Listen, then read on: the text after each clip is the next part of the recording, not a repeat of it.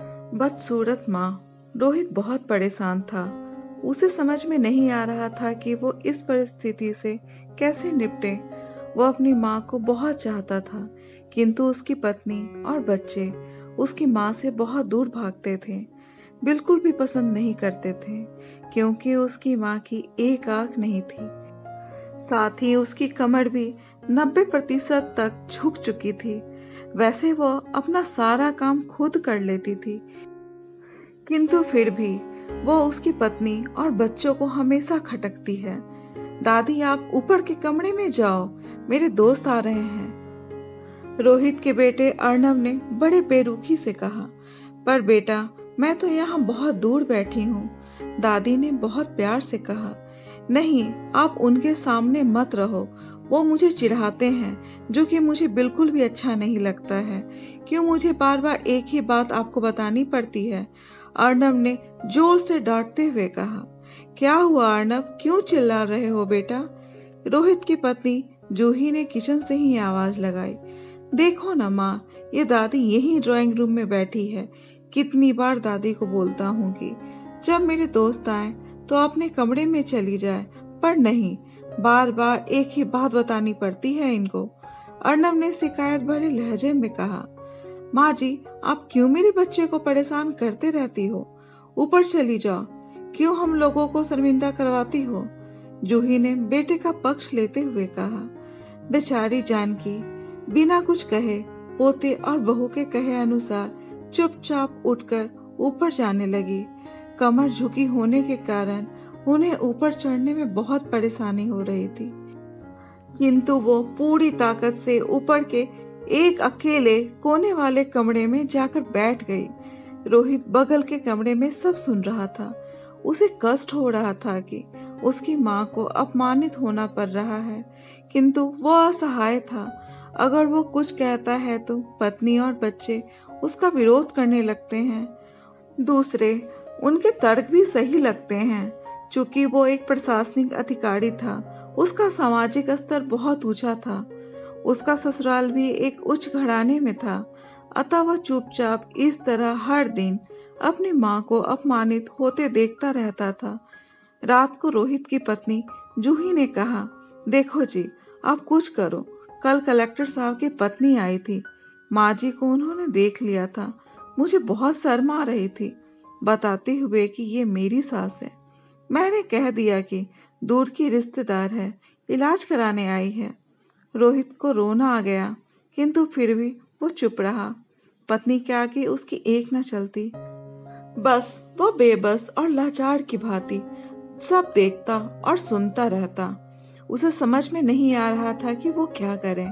अपने बेटे की मनस्थिति को जानकी अच्छी तरह से जानती थी, और बेटे को कोई कष्ट न हो इसलिए वो हर बात को चुपचाप सह लेती थी। रोहित बहुत उदास रहने लगा। एक तरफ परिवार और सामाजिक स्तर पर जीने की प्रतिबद्धता थी, तो दूसरी ओर माँ। आखिर माँ से अपने बेटे की यह हालत नहीं देखी गई। एक दिन उसने अपने बेटे से कहा, रोहित बेटा, बहुत दिन हो गए हैं, मैं अपने गांव नहीं गई, मुझे वहां पहुंचा दो। मेरा यहाँ मन नहीं लग रहा। किंतु माँ, वहां तो कोई नहीं है, तुम्हारी देखभाल कौन करेगा? रोहित ने आश्चर्य भाव से पूछा।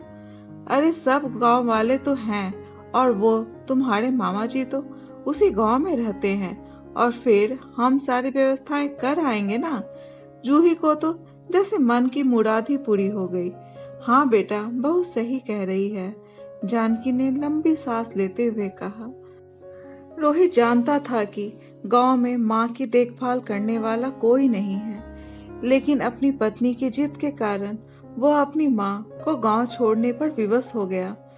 माँ को गांव छोड़कर आते वक्त उसे रोना आ रहा था, तथा अपनी लाचारी पर गुस्सा भी आ रहा था, किंतु परिवार, पत्नी और समाज ने उसके इन मनोस्थिति को दबा दिया, और वो सुकून सा महसूस करने लगा। कुछ दिनों के बाद उसके चाचा, जो लंदन में रहते थे, आने वाले थे। वो वहाँ बहुत अच्छे डॉक्टर की श्रेणी में आते हैं। जब रोहित बहुत छोटा था, उसके पिता जीवित थे, तब वो भारत आए थे, और उसके बाद वो अब भारत आने वाले थे। पूरा परिवार और आस पड़ोस बहुत उत्साहित था। लंदन से रोहित के डॉक्टर चाचा आ रहे थे। डॉक्टर हरीश ने जैसे ही घर में कदम रखा, सबने मिलकर बहुत उत्साह से उनका स्वागत किया। क्यों रोहित, भाभी नहीं दिख रही हैं, कहाँ हैं? डॉक्टर हरीश ने उत्साहपूर्वक पूछा। जी वो गांव में रहती हैं, यहाँ उनका मन नहीं लगा, जूही ने सीधे लहजे में उत्तर दिया। डॉक्टर हरीश ने रोहित की ओर देखा तो रोहित ने अपनी आंखें झुका ली। डॉक्टर हरीश सब समझ गए। बोले, कल हम भाभी से मिलने गांव चलेंगे सब लोग। दूसरे दिन सभी लोग गांव के घर में पहुंचे। देखा कि जानकी को बहुत तेज बुखार है और वो पलंग पर असहाय पड़ी है।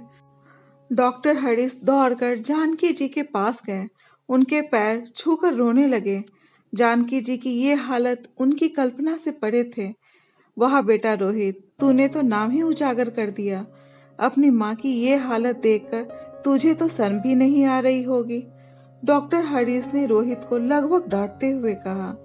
नहीं देवर जी, रोहित का कोई दोष नहीं है, मैं खुद गांव आई थी।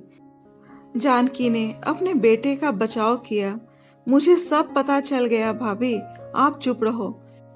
क्यों बहू, तुम्हें अपनी सास की कुरूपता पसंद नहीं है ना?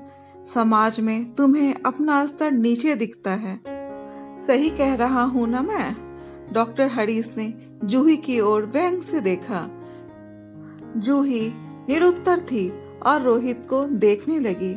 आज तुम जिस सामाजिक स्तर पर हो वो इन्हीं के संघर्षों की देन है।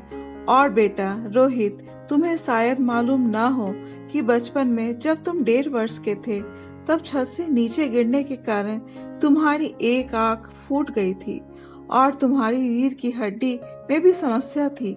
तब तुम्हारी इस कुरूप माँ ने अपनी एक आंख और अपना बोन मैरो तुम्हें देकर तुम्हें इस काबिल बनाया। जूही बेटा, इतने सालों तक संघर्ष करके बेटे को प्रशासनिक अधिकारी बनाने वाली इस संघर्षशील औरत की तुम लोगों ने यह दशा कर दी। तुम्हें ईश्वर कभी माफ नहीं करेगा। डॉक्टर हरीश की आंखों से अश्रु जलधारा बह रही थी। अब भाभी, आप मेरे साथ लंदन जाएंगी, यहाँ इन स्वार्थी लोगों के बीच नहीं रहेंगी। डॉक्टर हरीश ने अपनी भाभी जानकी जी से कहा। रोहित को तो काटो तो खून नहीं था। डॉक्टर चाचा ने जो राज बताया उसके बाद तो रोहित को यही लग रहा था कि उससे ज्यादा पापी इंसान इस दुनिया में कोई और है ही नहीं। वो दौड़ता गया और माँ जानकी के कदमों से लिपट गया। माँ, मेरा अपराध माफी के काबिल तो नहीं है। मैं चुप्पी साधे रहा, अपनी पत्नी और बच्चों के हाथों आपका अपमान करवाता रहा। मैं बहुत नालायक बेटा हूँ, मैं आपका अपराधी हूँ। अब आप और मैं रहेंगे अपने घर में। मेरी माँ का अपमान करने वाले के लिए बिल्कुल भी जगह नहीं है अब हमारे घर में। जूही को भी बहुत पश्चाताप हो रहा था, किंतु उसकी हिम्मत नहीं हो रही थी कि वो जानकी जी से आंख मिलाए। जानकी जी ने जूही की मनस्थिति को समझकर उसको पुचकारते हुए अपने पास बुलाया और रोहित को डांटते हुए कहा, खबरदार, जो मेरी बहू को मुझसे अलग करने की कोशिश भी की तो तुझे ही घर से बाहर निकाल दूंगी।